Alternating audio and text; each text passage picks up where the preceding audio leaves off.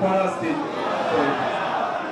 And that's what I want to appeal to all our members that have been elected at all levels.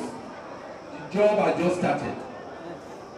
And I'm happy to see that at the world level, we are leading in this country to have 70% of our world executive are youth at the world level. Let me use this opportunity as I thank all those who have made sacrifices in their different wards and local government. But while we are here, because a lot of you made sacrifices, I want to thank all of you that made sacrifices in reaching consensus arrangements in your different local government. Let me thank you and continue to thank you. Just drop our personal issues. This is not about Bukola. This is not about Chepisi Bakare. This is not about Bawa. This is not about Jibale. We are talking about the future of this state. We are talking about how people should be safe in their homes.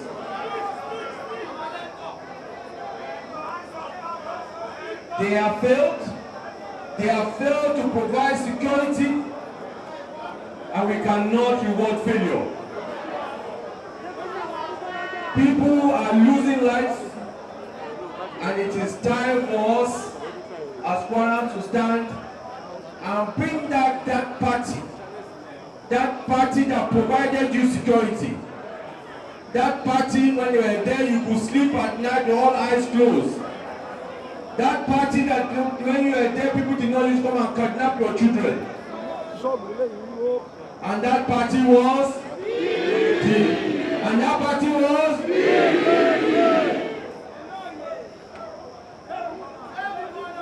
I urge all our newly elected members from here to go home and pass the message to our people that we are ready, able, capable of providing a government that will protect them, protect their wives, protect their children, and protect their homes and property.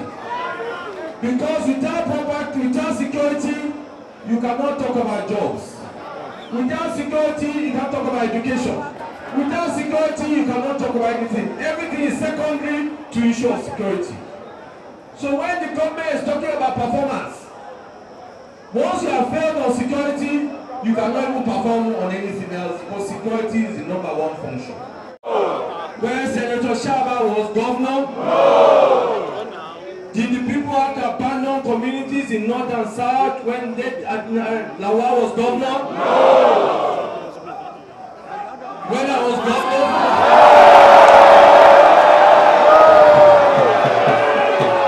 did we face this kind of security crisis? And even when Abdul Fattah was governor, did we see this kind of crisis? I challenge anybody if what I'm saying are not facts.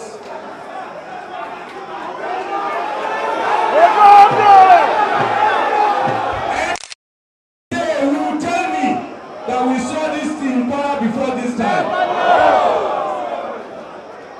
So let us face the truth. This government has failed. And let me also remind us, it should be noted that this security crisis is not happening in our neighboring states. So you cannot say it's a national issue. We're not seeing it in Osun State. We're not seeing it in Kogi State. We're not seeing it in Oyo State. We're not even seeing it in Niger State. So you cannot blame it on a national issue. This is incompetence, lack of capacity, and failure. Platforms. We will not keep quiet. And we will not keep quiet. We will stand and speak the truth. The truth needs to be spoken. The government has failed in providing security, and we must speak the truth. I have never been somebody who is afraid to speak truth to power. I have spoken truth to power at the highest level, and I will speak truth to power here too in the state. I have kept quiet so long on this matter, hoping that the government will take the responsibility that it needs to take. But instead of that, what we are seeing in this state now is of great concern. These killings and kidnappings, even during the military era, we did not see this. During the tenure of my predecessors, in my time, and even during my immediate successor, we never saw this happening in Kwara State. Did we see this type of security last when the late Adamu Atta was governor? No! That has always been. The theme of this Congress indicates the primacy and importance our party places in the issue of security of lives and property. The theme also showcased Kwara PDP as a platform of responsible, responsive and compassionate political leaders who always show empathy for the plight of the people. Today, Kwara State is in a precarious state, a state being overrun by bandits, kidnappers, and killers who have waged a ceaseless, needless, and careless onslaught on our people. Yet, the government in Kwara State and all the people in governance in the state have maintained a posture of apathy, nonchalance, and a carefree attitude. The people in government have watched without a clue on how to stop the violence waged against our people by insurgents. Every day, the story from Kwara State in the national media is about killings, kidnappings, displacement of people from their communities.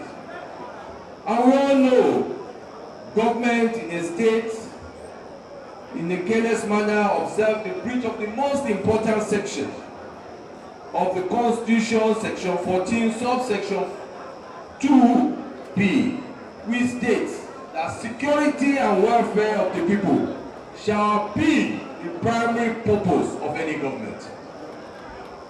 In the last 12 months, over 70 people reported killed in Kwara North and Kwara South, with 50 people sustained injuries, 42 people kidnapped.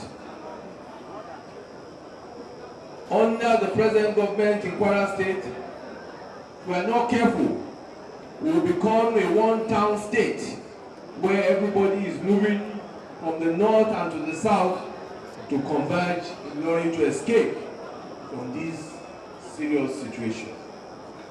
It has never been this bad in our state.